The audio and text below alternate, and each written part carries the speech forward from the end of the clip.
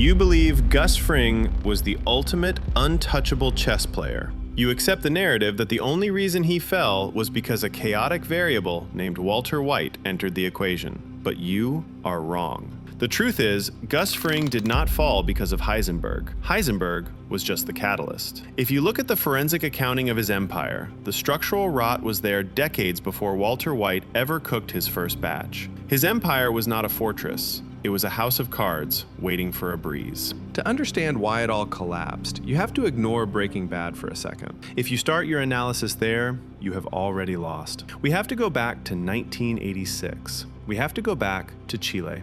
This is where the foundation was poured, and it is also where the first crack appeared. We know Gus is not just a businessman. Don Eladio said it best when he told Gus that the only reason he is alive is because Eladio knows who he really is. He warned him that he is not in Chile anymore.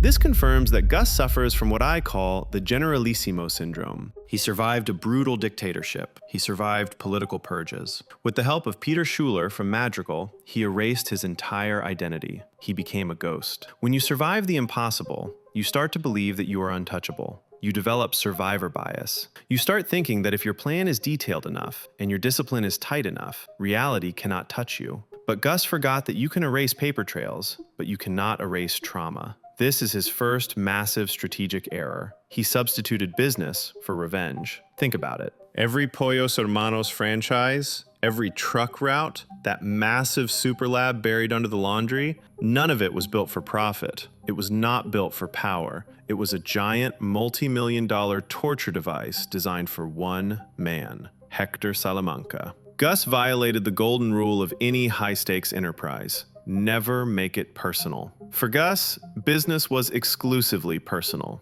This obsession made him predictable. A strategic enemy could have exploited this, and in the end, that is exactly what happened. Gus had a dozen chances to let Hector die. He hired the best doctors in the world, not to heal an ally, but to prolong the suffering of an enemy. He spent millions keeping a stroke victim alive, just to taunt him. If Gus had operated on pure logic, he would have let Hector die years ago. He would have consolidated the cartel territory and removed the one vulnerability that eventually blew him up. But he was addicted to the game. He was addicted to the look in Hector's eyes. That emotional fixation was a crack in his armor, and he left it wide open for anyone smart enough to see it. Now, let's talk about the moment the virus entered the system. In the corporate world, hiring an executive whose values do not align with the company is the fastest way to bankruptcy. Gus Fring, the so-called perfect manager, made the worst hiring decision in criminal history. And the crazy part is that he almost got it right. When Gus first met Walter White, he did the smart thing. He saw a drug addict partner, he saw a desperate man with cancer,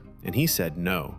He told Gail Bedecker that he does not work with junkies because they are careless. That was the rational Gus. That was the survivor making a calculated risk assessment. So why did he change his mind? Why did he invite the vampire into his house? It comes down to vanity. It comes down to the trap of 99.1%. Gail was the perfect employee. He was loyal, he was quiet, and he could cook meth at 96% purity. You have to understand the market. On the street, the difference between 96% and 99% is irrelevant. The customers do not have laboratory equipment to check the quality. 96% is already a product that dominates the market. It guarantees a monopoly. But Gus is a perfectionist. When Gail told him that Walt's product was 99.1% pure, Gus's ego took the wheel. He wanted to be the best. Not the richest, not the safest, but the best. This was a catastrophic failure of risk management. Gus traded the stability of his entire organization for a 3% increase in product quality. He underestimated the danger of that 3%. By hiring Walt, he brought an agent of chaos into a sterile environment. If Gus had just stuck with Gail and the 96%, he would be alive today. He would be running the cartel, but he got greedy for perfection, and that perfectionism was the Trojan horse that destroyed him. We always assumed the war between Gus and Walt was inevitable because of Walt's ambition,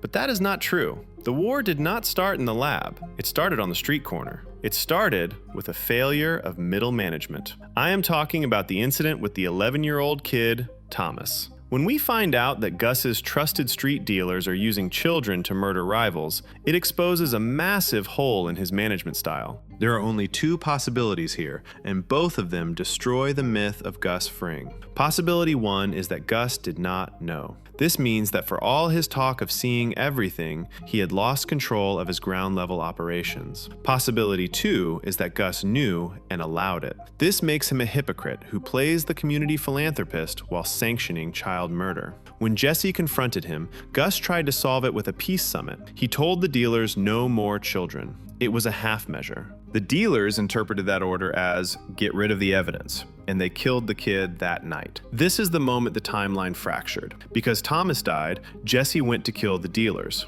Because Jesse went to kill the dealers, Walt had to intervene and run them over with his car. That was the moment Walt openly defied Gus. If Gus had been proactive, if he had fired or eliminated those toxic dealers the moment he found out they were using kids, he would have kept Jesse loyal, he would have kept Walt in line. But he chose to protect the structure instead of cleaning the rot. He tried to be a diplomat in a war zone, and it cost him control of his two most valuable assets. To really understand why Gus's security ultimately failed him, we have to look at his relationship with his right-hand man, Mike Ehrmantraut. And to do that, we have to look at the tragedy of Werner Ziegler.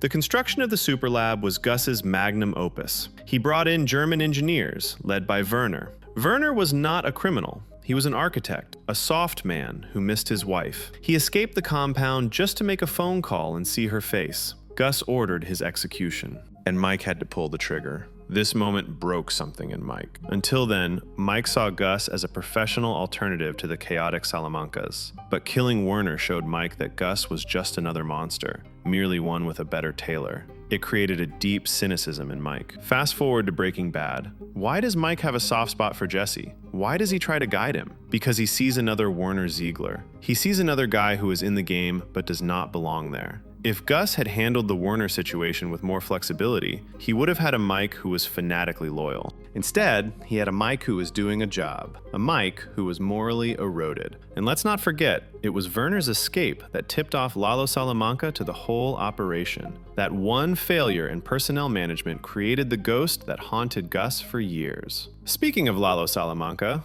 let's address the elephant in the room. Lalo was the only person who was smarter than Gus. And the way Gus handled him proves that the Chicken Man was flying by the seat of his pants. Gus relied on high-tech surveillance and mercenaries. He sent a hit squad to Mexico to kill Lalo. He got a report that the job was done, and he believed it. He did not verify the body. For a guy who checks the temperature of his fried chicken with a thermometer, taking a hitman's word for the death of his greatest enemy is insane negligence. Lalo survived. He came back. He terrorized Gus. We saw Gus in a state of paranoia we had never seen before. And let's look at the final showdown in the lab. People call this a victory for Gus. I call it dumb luck. Gus goes to the lab. Lalo has him dead to rights. The only reason Gus survives is that Lalo's ego got in the way. He wanted to film the lab for Don Eladio. That gave Gus 3 seconds to kick a cable and cut the lights. The shootout that followed was a lottery.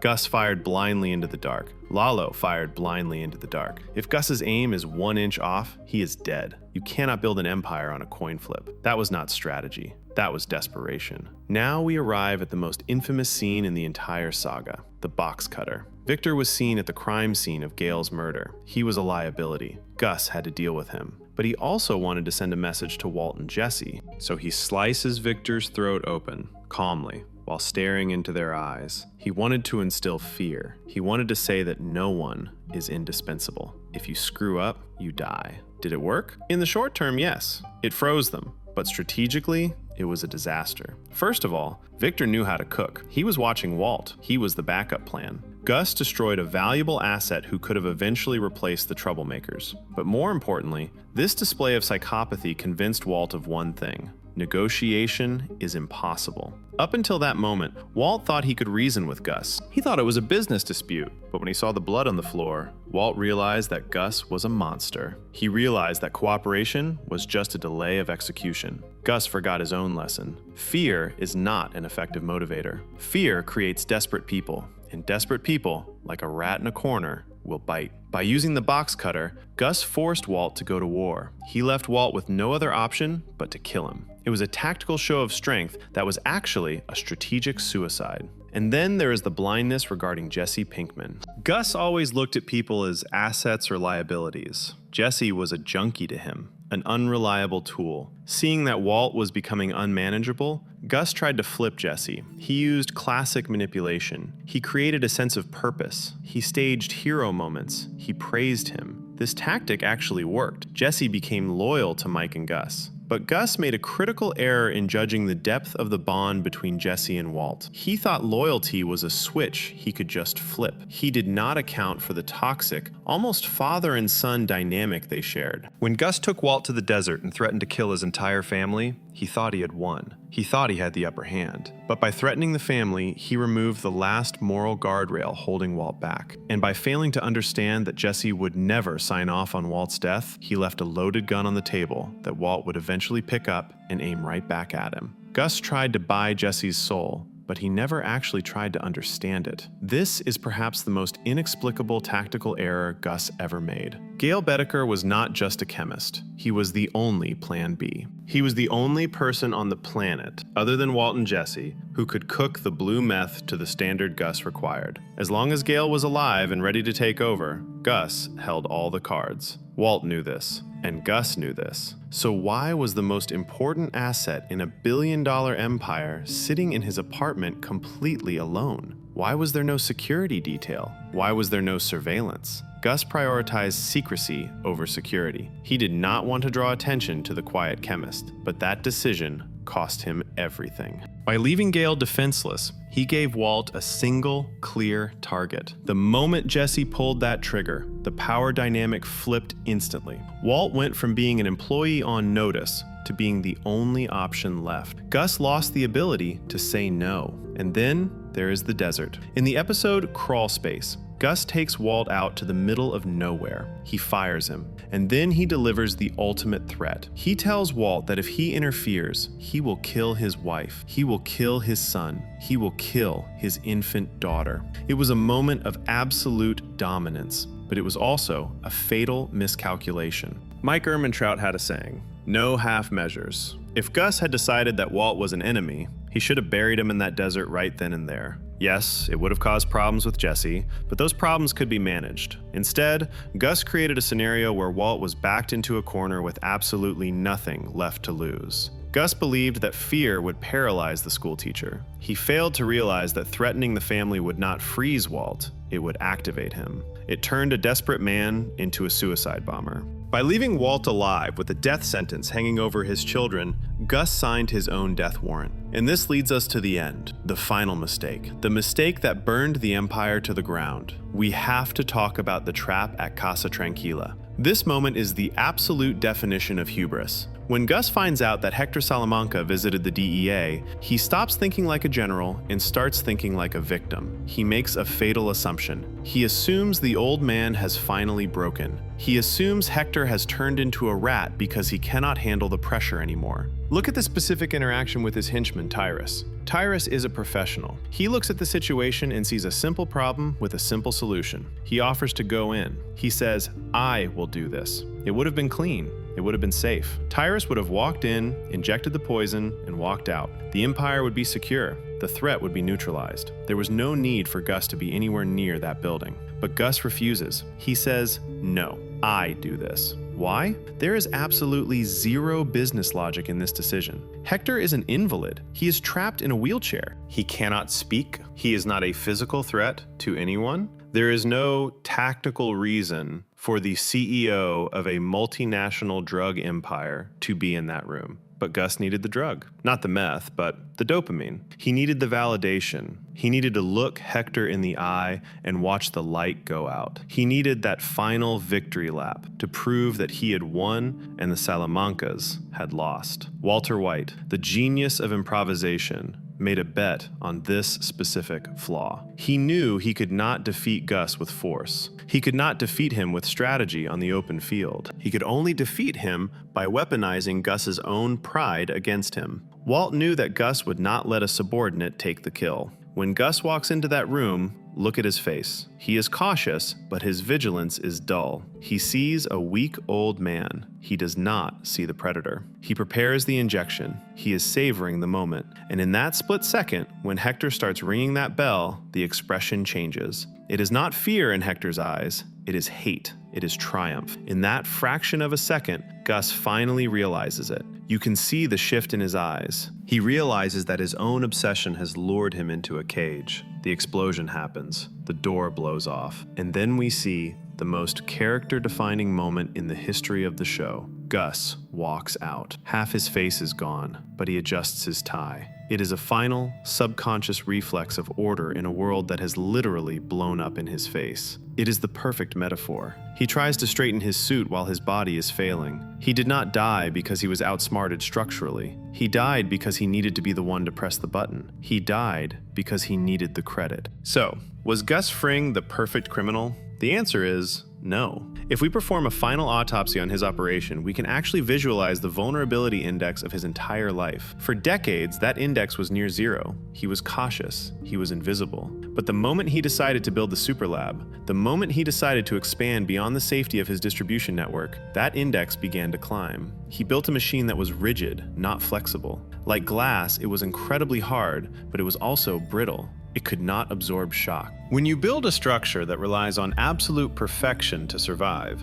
you are building a structure that is destined to fail. One crack, one loose end, and the whole thing shatters. Gus Fring did not lose because he was stupid. He did not lose because he was outgunned. He lost because he was human. He tried to pretend he was a machine. He tried to act like a computer that processes risk and reward without feeling. But in the end, his humanity is exactly what killed him. His anger, his pride, his trauma. He hired the wrong chemist because of ego. He wanted the best product in the world, even if it meant working with a volatile amateur. He tortured his enemies instead of killing them because of spite. He spent millions keeping Hector alive just to satisfy a personal vendetta. He underestimated his employees because of arrogance. He thought he could control a man like Walter White with fear, forgetting that fear makes people dangerous. This is the tragedy of Gustavo Fring. He spent 20 years building a fortress to keep the world out, but he locked himself inside with the very things that would destroy him. He thought he was playing chess, but he was playing a game of chicken with his own past, and he blinked. In the final analysis, Gustavo Fring was not a god. He was a cautionary tale. He proved that you can control the market,